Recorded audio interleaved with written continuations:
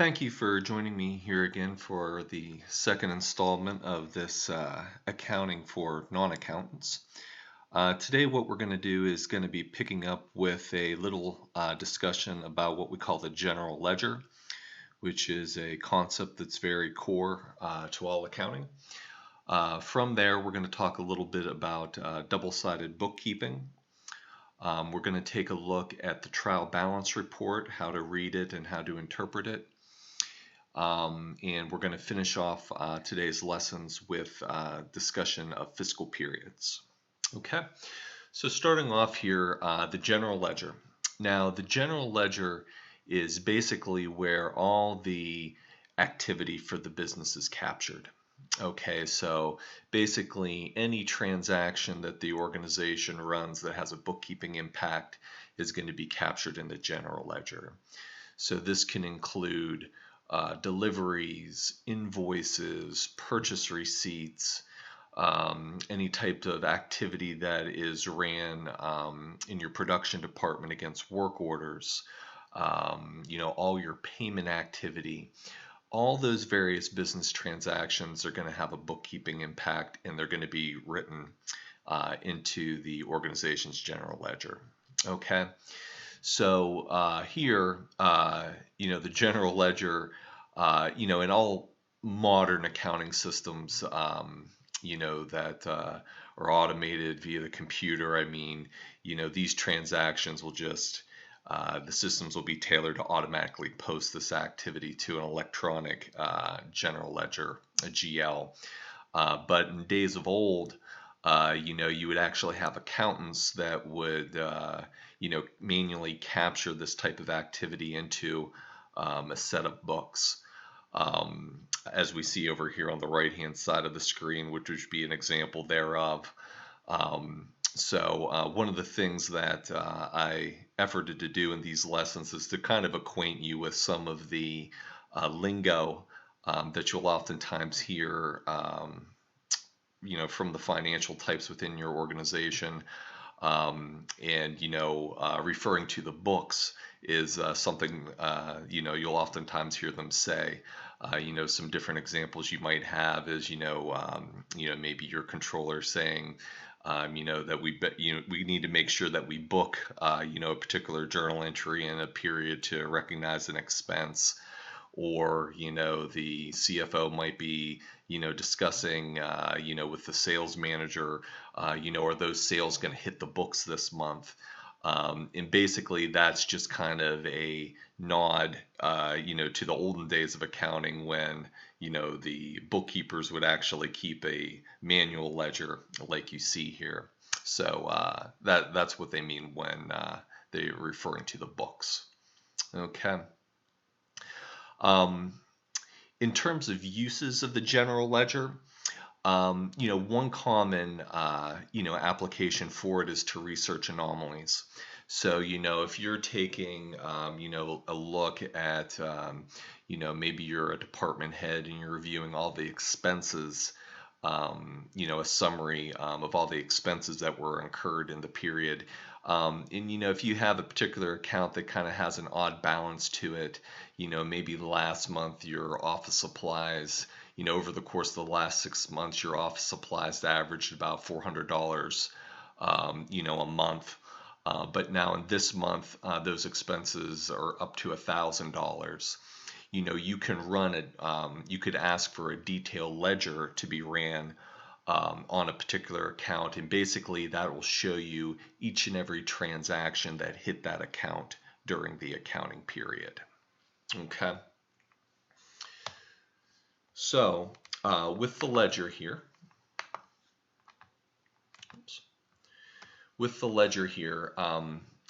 the next thing that I wanted to talk about is the concept of double-sided bookkeeping. Okay. So what I mean by that, again, all the various business transactions that have a bookkeeping impact, there's going to be journal entries associated with that. And each and every journal entry is always going to have two sides to it.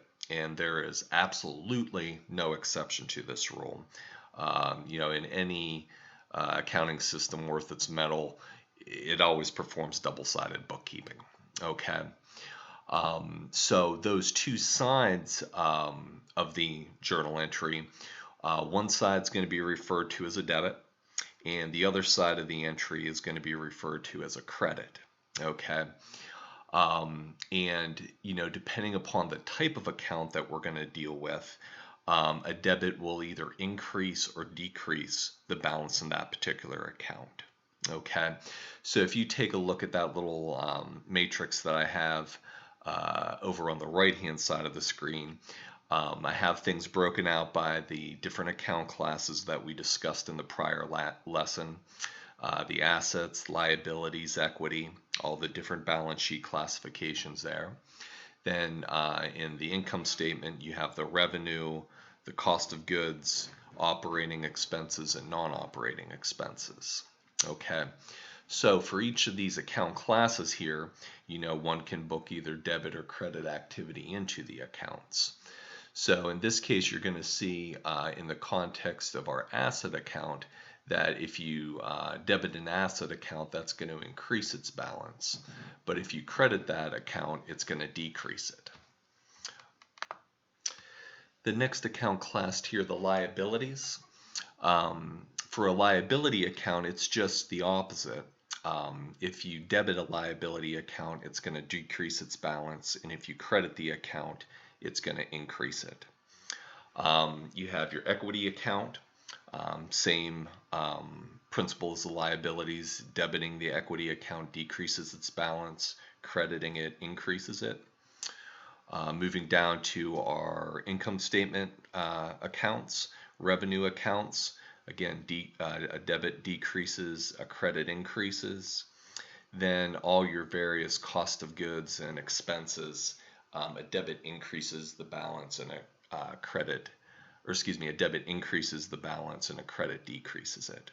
Okay, so that, if you can commit to memory this type of matrix over here, they'll oftentimes refer to the natural balance on account. So an asset has a natural debit balance to it. A revenue account has a natural credit balance to it.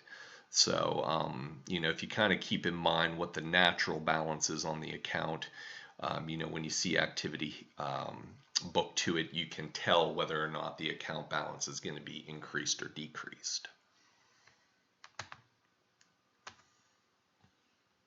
Okay. Alrighty, so next here we have some examples of the double-sided bookkeeping. So I have like 3 different common business transactions laid out here and what their respective bookkeeping impacts would be. So this would be an example of maybe how you'd see the activity being written to the general ledger. So that first transaction there, it's a delivery transaction. So this would represent a shipment of product, a shipment of goods to one of our customers. You have the order reference number. Oftentimes when you take a look at a GL, there'll be a reference tying the activity back to a source document. So in this case, there's an order number reference there. Then you can see the general ledger accounts being hit. Okay, so we have a debit going to our cost of goods sold account, and we have a credit going to our inventory account. Okay, so our cost of goods sold, referring to the natural balances on it, it's a debit balance. Okay, so this is saying that I'm increasing my direct expenses here by $750.25. Then inventory is an asset account, so I'm decreasing my inventory on hand by that same amount of money. Okay, double-sided bookkeeping.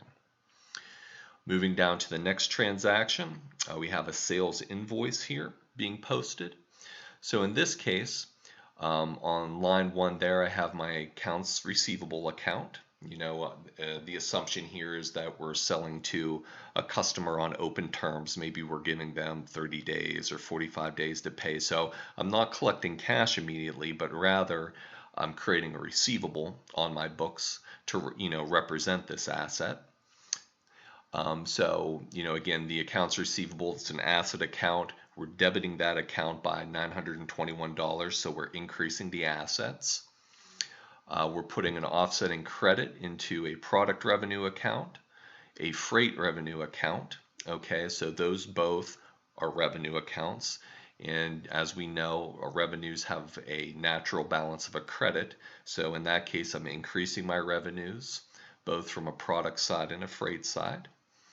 Then finally, I have a charge being made to a sales tax payable account.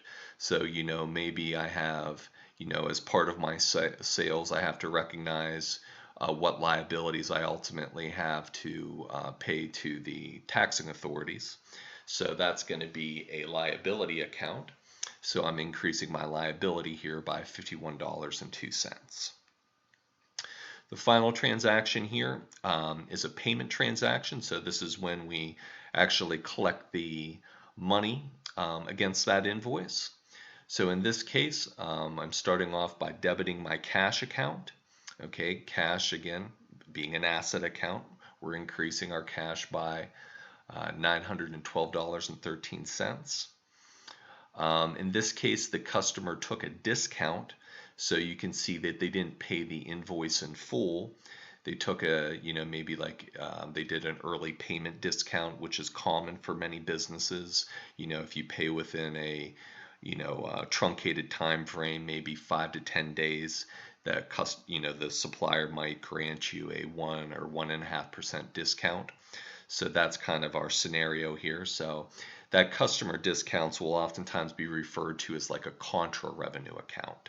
Okay, it's a revenue account, but its natural balance is a debit in this case as opposed to a credit, making it a contra revenue. Then finally, the last line there would be my accounts receivable. So my accounts receivable, again, that's an asset account, and by virtue of us putting a credit to that account, we're drawing down that asset balance. Okay, so those are all examples of the double-sided bookkeeping. Next part of our lesson, we're going to talk a little bit about the trial balance report. And the trial balance is kind of like the granddaddy summary financial statement. Basically, it summarizes all the accounting activity by account for a defined period. Okay, so the trial balance is going to be inclusive of both your balance sheet accounts as well as your income statement accounts. It's going to be all accounts that make up the books.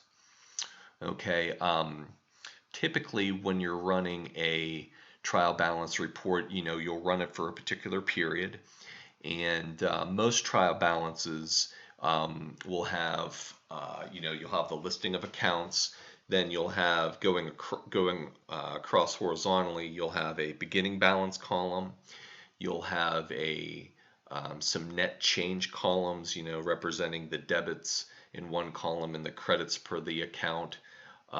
Then you'll have an ending balance. So basically you can see, the activity that transpired, in your accounting period, then what ultimately the ending balance is.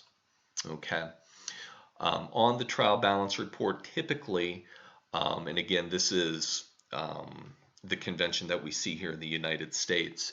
I know over in Europe, they abide by different conventions, but in terms of how the accounts are ordered on the trial balance, we're going to start off with our asset accounts.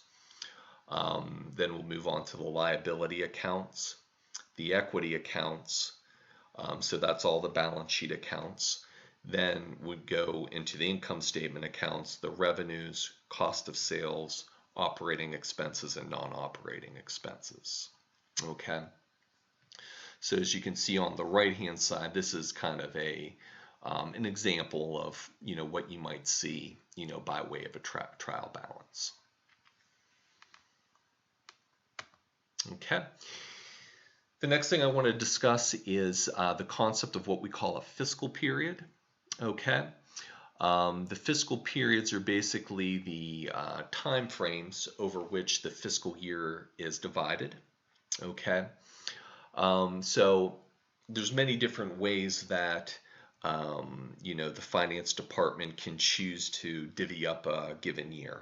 Okay, let's start our conversation off with just the, the kind of the simplest model if you're a non-accountant, which is basically a fiscal year that's modeled after a calendar year. Okay, so in this model, the fiscal year is going to begin on the 1st of January and it's going to end on the 31st of December. Okay, and you'll have fiscal periods, 12 of them in total, each fiscal period beginning on the first calendar day of the month and ending on the last calendar day of the month. Okay, so with this model, it's very easy. It's the calendar is divided up in a way that it's very common to accountants and non-accountants alike. Okay, the disadvantage of this model is that not every month has the same number of days, obviously. So that can be an issue for some organizations, and some of these other models that we take a look at here kind of work to try to address that problem. Okay, so that's one common model of fiscal periods. Okay, another common model that you'll see for fiscal periods is you'll still have the 12-month division, but maybe period 1 isn't in January. Okay, so in this example here, we have a fiscal year beginning on the 1st of September, and it's ending on August 31st of the following year. Okay, so you can see in the fiscal periods here, it's still broken out over a month-over-month basis. But you basically have a fiscal year that has months in, has fiscal periods in 2 different calendar years. Okay, so for a non-accountant, this model is a little bit more complex, a little less intuitive. But kind of the reasoning that sometimes organizations will set up their fiscal calendar in this way is that maybe, in this case, maybe July and August are the most profitable months for the organization. Maybe it's a very cyclical business, and the organization does its best revenue performance in July and August. Well, you might wish to have those 2 months represent the last couple months of your fiscal year. So that would be one common reason that you would see it being modeled in this way. Okay. And the final fiscal period that I wanted us to discuss is what is called the 445 calendar. Okay. So in the 445, what that means is that you have quarters. A quarter representing a 3-month period. Okay. So in this model, for each quarter, the first and second period in the quarter is going to be made up of 4 weeks, and the third period in each quarter is going to be 5 weeks. Okay, so you could have in this model, basically the advantage of it is that each quarter is composed of exactly 13 weeks or 91 days. Okay. The disadvantage of this model is that it can kind of really lend itself to unusual or odd period cutoffs. If you do like a Google search on a 445 fiscal calendar, you'll see that each period basically has a different day in the month that represents the month-end cutoff. Sometimes the cutoff might be on the first day of the month. Some day the cutoff might not be until the 9th day of the month. So when the organization is using a 445 calendar, it's usually very common that the finance department will publish this calendar, especially to the production people and the sales people, so they know when the cutoffs are, so the sales department can work to get all those last sales in before the period cutoff.